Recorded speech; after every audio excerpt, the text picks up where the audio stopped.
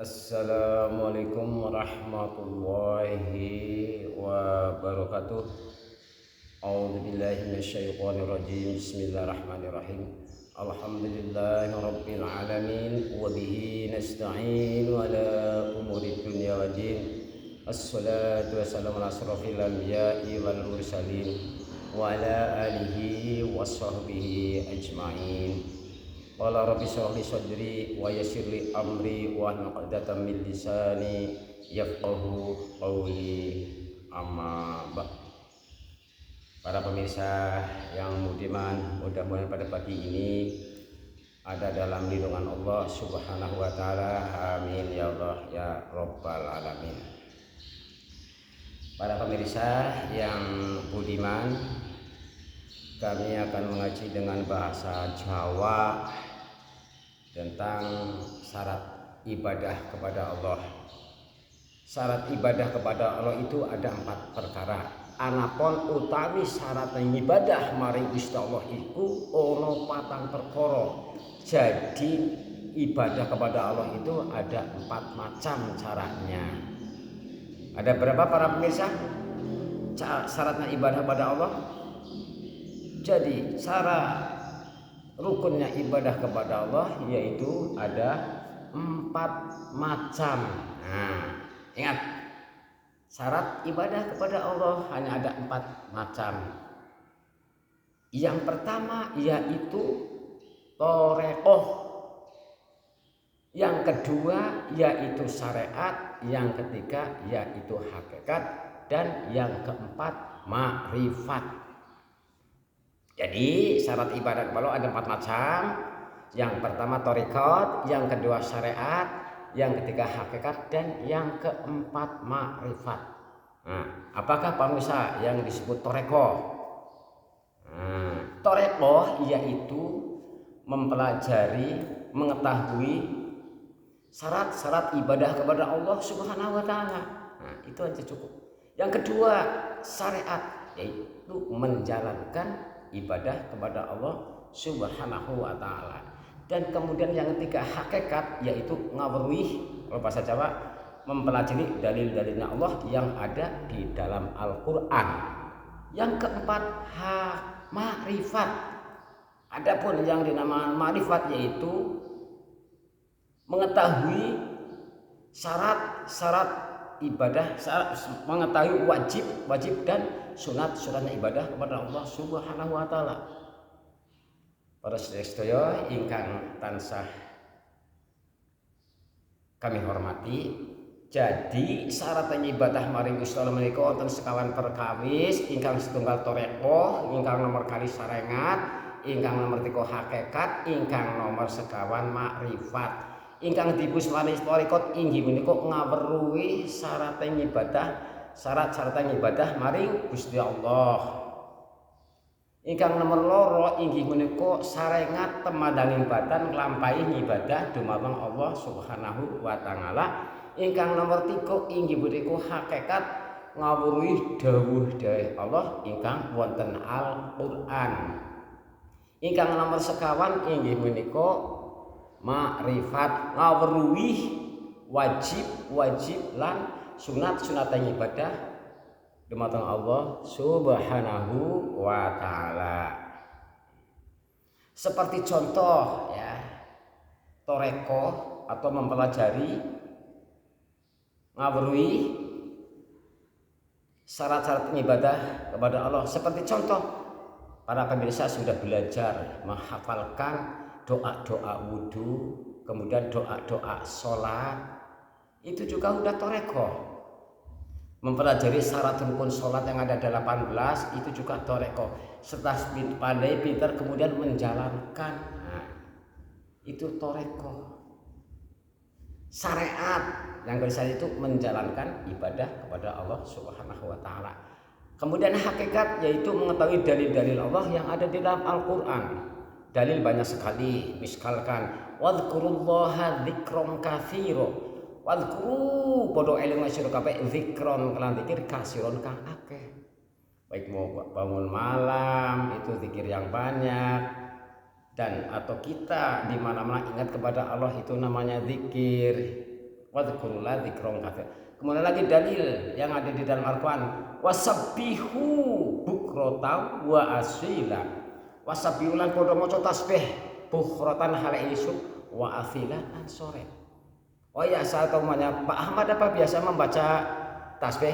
Saya setiap hari maghrib dan subuh insya Allah saya baca minimal 100 kali tasbih 100 kali, kemudian pada subuh 100 kali, kalau nggak sempat waktu duha juga bisa, waktu zuhur juga bisa, kemudian pada maghrib wa asya sore 100 kali. Itu sudah kebiasaan. Karena apa? Saya adalah sudah digurukan yaitu dengan torekot sadiliyah yang dibeat oleh Syekh Musyafali bin Muhammadi almarhum, yang sekarang sekarang di putranya yaitu Gus Faik Muflihin Al-Hunefi bin Syekh Musyafali.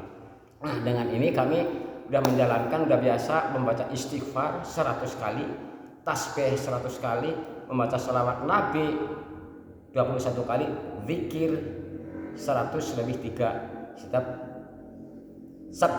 tasbih dari setiap pagi dan petang. Artinya kita pada subuh dan pada maghrib, para pemirsa. Alhamdulillah, apalagi sudah saya gurukan dan sampai akan dengan tarekat sadiliyah. Jadi wasabbihu bukratan wa asila, bertasbihlah pagi dan petang. Alhamdulillah, kemampuan saya sudah biasa membaca tasbih dengan apa perintahnya guru, wasabbihu bukratan wa asila 100 kali dibaca pada subuh dan pada maghrib 100 kali.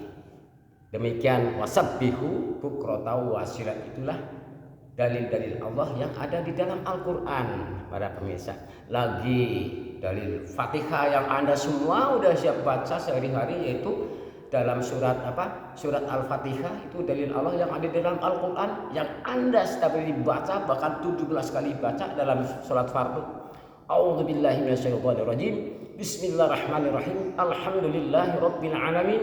Ar-Rahmanirrahim. Maliki yaumiddin. Iyyaka na'budu wa iyyaka nasta'in. Ihdinas siratal mustaqim.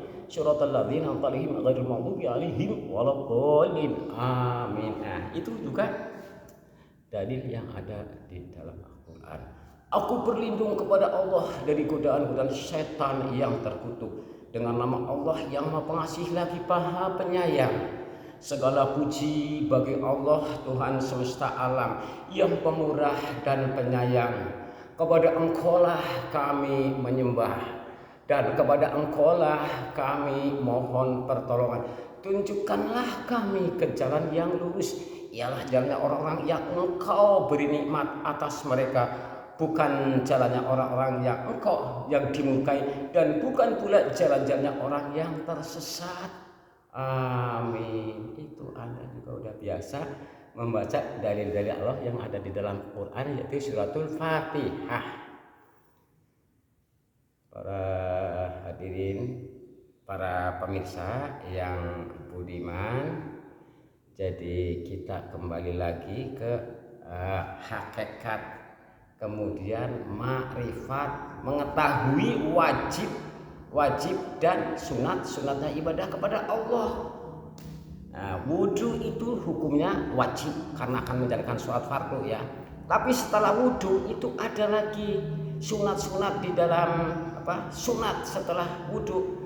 Nah, seperti contoh, setelah kita wudhu kemudian menghadap ke Ka'bah, ke kiblat, asyhadu an la ilaha illallah wahdahu la syarikalah wa asyhadu anna Muhammadan abduhu wa rasuluh. Allahumma ij'alni minat tawabina waj'alni minan mutatahhirin waj'alni min ibadika sholihin. Jadi kita disunatkan itu sunat ibadah kepada Allah, yaitu yang tadi al-makrifat, mawarwi, wajib dan sunat ibadah kepada Allah. Wudhu hukumnya wajib dan juga ada sunatnya, kalau dipelajari masih banyak. Setelah wudhu kemudian membaca doa itu termasuk sunat karena kita memohon kepada Allah. Asyhadu naksani ingsun anstune kelakuan la ilaha orang pangan kang wajib dan sudah ila angstal wahdahu salah suci Allah la syarika orang kang nyebutna kaduwe Allah Allahumma ij'alni, ya Allah jadikanlah kami, Allahumma ij'alni minatal, jadi golongan-golongan orang yang bertaubat. Allahumma ij'alni minatawabina waj'alni minal mutatahhirin. Ya Allah jadikanlah kami golongan-golongan orang yang suci. Ya Allah jadikanlah kami golongan orang-orang yang soleh-soleh. Dan betapa pentingnya kalau kita setelah wudhu membaca doa tersebut. Karena kita memohon kepada Allah supaya jadi orang yang baik.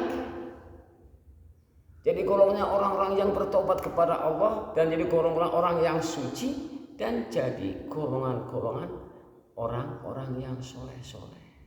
Nah, jadi itu hukumnya sunat setelah itu menghadap ke kulon, ke barat, diangkat tangannya berdoa, asyhadu an la ilaha illallah wahdahu la syarikalah wa asyhadu anna muhammadan abduhu wa rasuluh. Allahumma ij'alni minat tawabina waj'alni minal mutatahhirin waj'alni min ibadika sholihin. Nah, itu adalah doa sunat. Jadi kita mengetahui di dalam makrifat, yaitu mengetahui wajib-wajib dan sunat-sunatnya ibadah kepada Allah Subhanahu wa taala. Para pemirsa, kiranya cukup sekian dari Bapak Ahmad, Randu Kuning, Lok Ciamis. Bila banyak tutur kata yang kurang pas, kurang berkenan, yang penting saya belajar, karena saya hukumnya belajar itu adalah wajib. Jadi kita niat hanya belajar khususnya untuk diri sendiri. Mengaji hukumnya wajib. Kiranya sekian para pemirsa. Billahi taufik wal hidayah. Wassalamualaikum warahmatullahi wabarakatuh.